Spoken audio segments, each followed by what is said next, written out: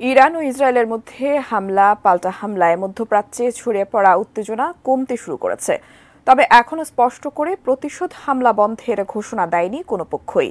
সংযম দেখানোর ক্ষেত্রে আঞ্চলিক স্থিতিশীলতাকে গুরুত্ব দিচ্ছে ইরান, আর ইসরায়েল বিবেচনায় নিয়েছে মিত্রদের পরামর্শ।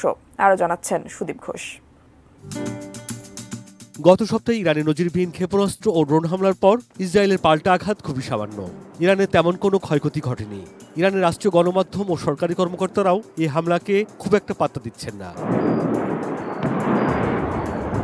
ইসরায়েলি হামলার কয়েক ঘন্টা আগে ইরান সতর্ক করে দিয়েছিল যে কোনো আক্রমণের কঠোর জবাব দেওয়া হবে। তা সত্ত্বেও শুক্রবারের ইসরায়েলি হামলার পর দেশটি ইঙ্গিত দিয়েছে সংঘাত বাড়াতে আগ্রহী নয় তারা।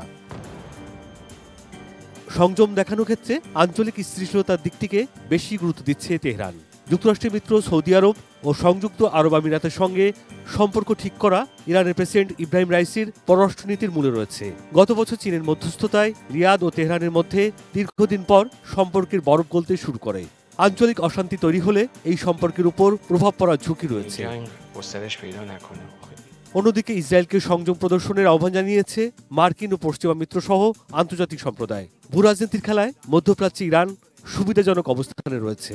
ইসরায়েল বড় ধরনের সামরিক শক্তি হলেও ভূরাজনৈতিক কারণে দেশটি দুর্বল অবস্থানে রয়েছে। দেশটি এখন কার্যকরভাবে দুটি ফ্রন্টে লড়াই করছে, গাজায় হামাসের বিরুদ্ধে ও লেবানন সীমান্তে ইরানের মিত্র হিজবুল্লাহর বিরুদ্ধে। তাই ইরানের সঙ্গে সংঘাতে জড়ালে তিনটি ফ্রন্টে লড়তে হবে দেশটিকে।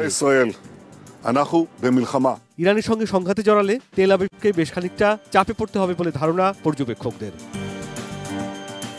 ইরান ইসরায়েলের মধ্যে গত কয়েকদিনের ঘটনাবলী পর্যবেক্ষণ করলে স্পষ্ট যে এই অঞ্চলটি অবিলম্বে বড় আকারে যুদ্ধের দিকে যাচ্ছে না। Sudip Ghosh, desk report, ATN news.